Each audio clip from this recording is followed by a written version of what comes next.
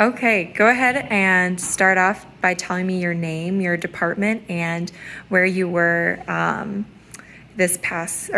couple weeks ago. Chris Elliot with Moline Fire Department, Rescue Team Manager on Illinois Terrorism Task Force Team 1. Recently got back from a deployment down to Louisiana after Hurricane Ida blew through. Our main function was searching and assessing structures in humanitarian efforts.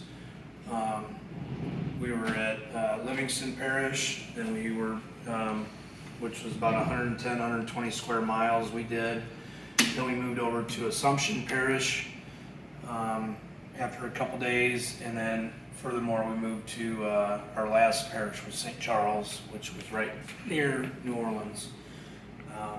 And then we did pretty much the same thing all throughout all three parishes.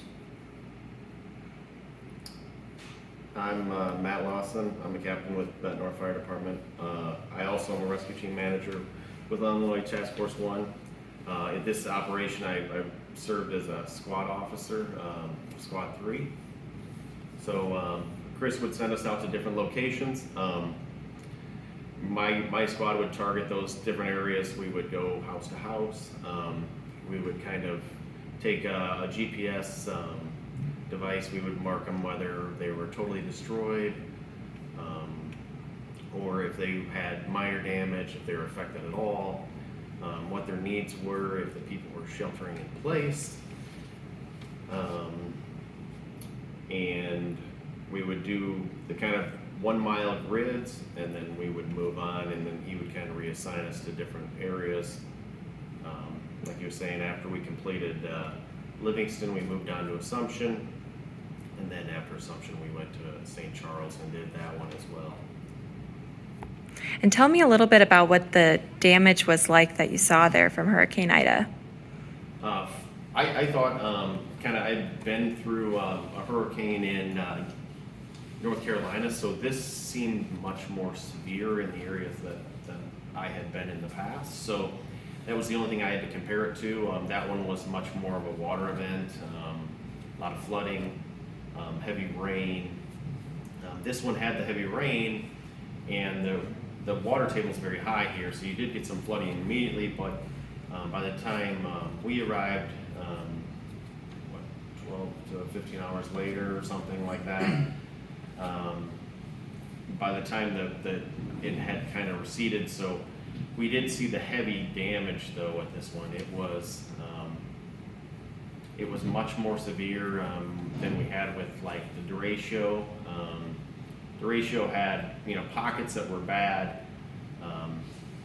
With the derecho, we were dealing with I think in Cedar Rapids around 120 mile an hour winds. This had sustained winds of like 130 to 150 for 6 hours in these areas. So you had much more severe damage. It was rooftops gone or trees just crushing houses, walls that gave out. Lines of telephone poles just laid over on the road. Yeah, they've got a big job ahead of themselves of rebuilding. And what's something that particularly sticks out to you about the experience? Something I know we've talked about a couple of different instances that really stuck with you, and you're coming back to tell people about it. What's an experience that really stuck out to you? Quite a few for me. Just I remember this elderly couple that we were talking to.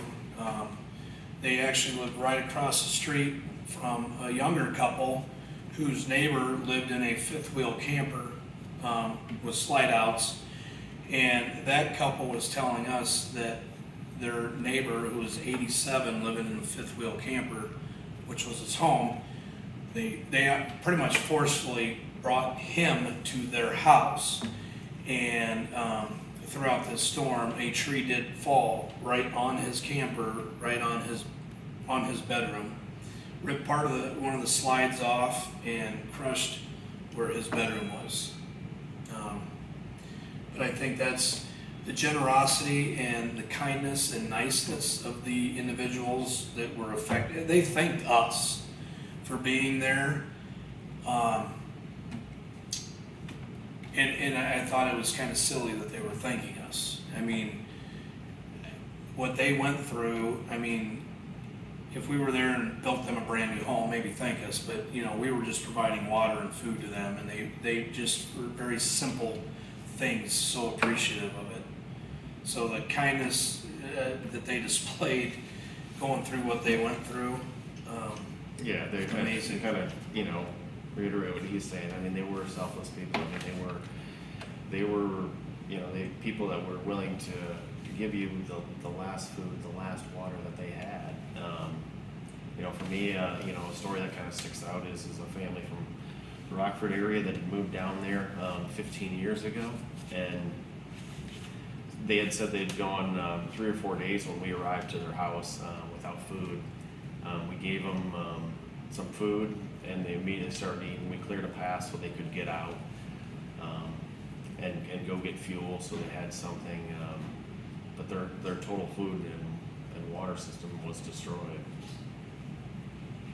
And what do you take away from the experience back to Bettendorf and Moline?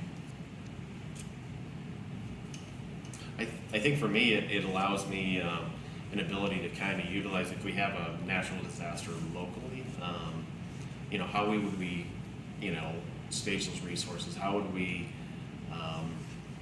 you know, contact our partners, you know, whether it be the different fire departments or, you know, how would we move garbage? How would we move, you know, the trees off the roadway? How would we, you know, stage areas that we would stage our residents that might be displaced? You know, trying to figure out how we would get enough ambulances and the hospitals, the resources that they need to continue to respond to the daily stuff as well.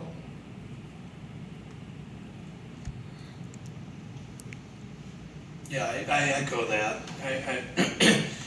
Anything happens, you know, we've set up in just learning from being down there, the experience of, you know, searching by grids or, you know, searching by square mile, covering everything. I think it'd be valuable, our knowledge to pass on and assist if something did happen in this area, so that we can handle just about anything that might blow through here, either another derecho or tornado or anything like that. And you know, most tornadoes, they're short-lived events. They blow through, they're done.